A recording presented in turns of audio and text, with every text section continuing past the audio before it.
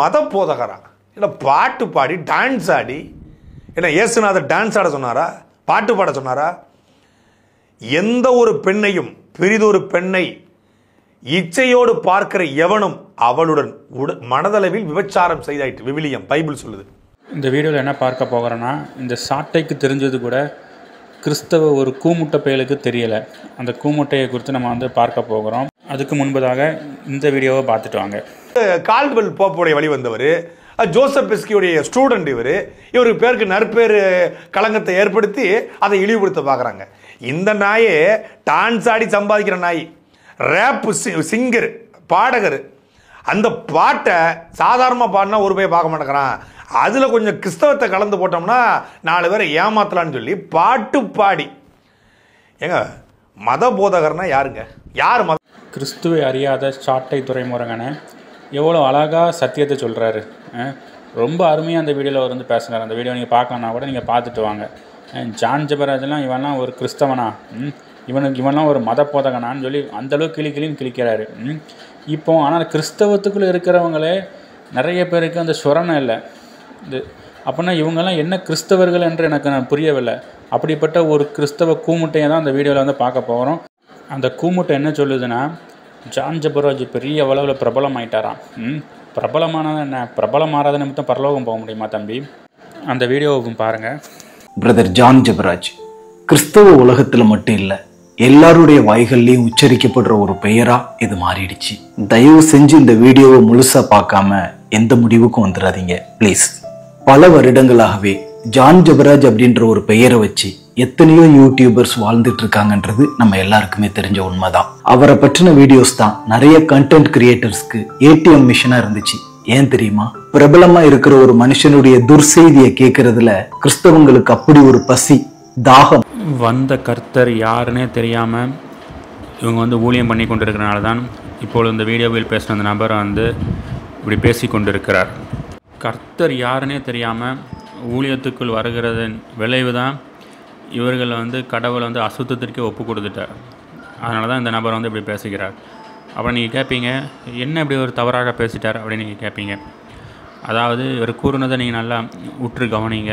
இவர் வந்து என்ன சொல்கிறாருன்னா, யூடியூபர்ஸ் இப்போ நிறைய பேர் குறை சொல்லி நிறைய ஏடிஎம் மிஷினில் பணத்தை கறந்துட்டாங்க, பணம் சம்பாதிச்சிட்டாங்க அப்படின்னு வந்து இவர் வந்து சொல்கிறாரு.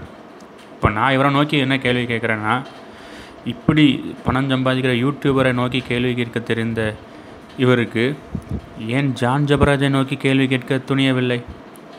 ஏன் ஜான் ஜெபராஜை நோக்கி கேட்க துப்பில்லை? ஜான் ஜெபராஜ் பணம் சம்பாதிக்கலையா? ஜான் ஜெபராஜ் என்ன பணத்தை, அவர்கிட்ட இருந்த பணத்தை ஃபுல்லாக கொடுத்தா ஊழியம் பண்ணார்? ஜான் ஜெபராஜ் வந்து கடவுளுடைய நாமத்தை, கிறிஸ்துவனுடைய நாமத்தை புறஜாதியர்கள் மத்தியில் வீணில் வழங்கி அவன் சம்பாதித்த பணம் எவ்வளவு? கோடியாக சம்பாதிச்சான். வெள்ளத்திற்கு தரிசனம் பண்ணி விசுவாசிகளை அத்தனை பேரும் ஏமாற்றி பணம் சம்பாதிச்சான். செழிப்பின் உபதேசத்தை குறித்து உங்களுக்கு இது போடுங்க, தங்க நகைகளை போடுங்கன்னு சம்பாதிச்சான். அதையெல்லாம் கேட்க இவருக்கு வந்து துப்பு இல்லை. இவர் வந்து யூடியூபர்ஸ் வந்து யூடியூப்பில் வீடியோ போட்டு பணம் சம்பாதிச்சிட்டாங்கன்னு பேசுகிறாரு. அப்போனா எவ்வளோ பெரிதான அசுத்த ஆவி இந்த நபர்கிட்ட வந்து செயல்படுகிறது என்பதை விசுவாசிகளாகிய நீங்கள் வந்து புரிந்து கொள்ள வேண்டும். சரி, இப்போ அடுத்தது வரும். இப்போ அதுக்காண்டி யூடியூபர்ஸ் நிறைய பேர் குறை சொல்லி பரியாசம் பண்ணியும் இப்படி வீடியோ போட்டு சம்பாதிக்காங்க. அதை நான் வந்து இல்லைன்னு மறுக்கலை. குறை சொல்லி பரியாசக்காரம் பண்ணி இதுக்குன்னே வீடியோவை போட்டுக்கிட்டு நிறைய பேர் பணம் சம்பாதிச்சுட்ருக்காங்க. உடனே இப்போ நீங்கள் என்ன இடத்துல கேட்பீங்க, நீங்களும் அவனை பணம் சம்பாதிக்கிறதுன்னு செய்கிறீங்கன்னு கேட்பீங்க. நான் இதிலேருந்து என்னுடைய சேனல் மூலமாக ஒரு பணத்தை கூட நான் வந்து இது வரைக்கும் எடுக்கலை. இனிமேல் அப்படியே வந்தாலும் அது ஏழைகளுக்கு தான் நான் கொடுப்பேன். அதில் காணிக்கை குறித்து யாராவது என்னிடத்தில் கேள்வி கேட்க முடியுமா? பவுல் கேட்டார், சொன்னார், காணிக்கை குறித்து யாரும் என்னிடத்தில் கேள்வி கேட்க முடியுமா? அதே போல் நான் கேட்குறேன். இப்போ இந்த யூடியூப்பில் காணிக்கை குறித்து யாரும் என்னிடத்தில் கேள்வி கேட்க முடியாது. நான் ஒரு பணத்தை கூட இந்த சேனலில் வந்து எடுக்கலை. இப்போது இதே நான் சொல்கிற அந்த அறிக்கையை இந்த வீடியோவில் பார்த்து இந்த நபர் சொல்ல முடியுமா? சரி, மற்றவங்க சம்பாதிக்கான்னு சொல்கிறாரு, அப்படின்னா இவர் சம்பாதிக்கலையா? ஐயா அவர்களே, நீங்கள் இப்போ யூடியூப்பில் நிறைய கண்டென்ட்ஸ் போட்டு நிறைய ட்ராமா பண்ணிக்கிட்டு இருக்கீங்க, அப்படி ஆக்ட் பண்ணி அப்படி இப்படின்னு பேசிகிட்டு இருக்கீங்க. நீங்கள் அப்போனா உங்கள் சேனலில் சம்பாதிக்கலையா ஐயா? நீங்கள் அதை அப்போனா ஒரு அறிக்கையாக உங்கள் சேனலில் பதிவிடுங்க பார்ப்போம். இப்போ நான் உங்கள்கிட்ட சவாலை பண்ணுறேன். நான் இப்போ அறிக்கையிட்டேன், என் சேனல்லேருந்து ஒரு பணத்தை கூட எடுக்க மாட்டேன்னு. நீங்கள் அதே மாதிரி அறிக்கையிடுங்க, உங்கள் சேனல்லேருந்து நான் ஒரு பணத்தை கூட எடுக்க மாட்டேன்னு அறிக்கையிடுங்கலாம் பார்ப்போம். அதே போல் தமிழ்நாட்டில் உள்ள அத்தனை யூடியூபர்ஸும் கிறிஸ்தவ ஊழியத்தை பண்ணுறவங்க அத்தனை பேரும் இதே போல் அறிக்கையிட முடியுமா? யார் யார் அறிக்கையிடுங்களேன் பார்ப்போமே. யார் யார் அப்படி அறிக்கையிடுறீங்களோ அவங்க தான் கிறிஸ்துவுக்குன்னு உண்மையாக ஊழியம் செய்கிறவங்க.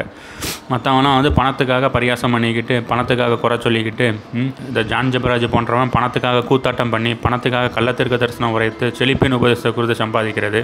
மொத்தத்தில் நான் உங்கள்கிட்ட கேட்கேன், உங்கள் மூலமாக நீங்கள் விசுவாசிகளுக்கு என்ன சத்தியம் சொன்னீங்க? யாரும் விடுதலை அடைஞ்சிருக்காங்களா? முதல்ல ஒருத்தரும் வந்து ஒருத்தரும் விடுதலை அடையலை.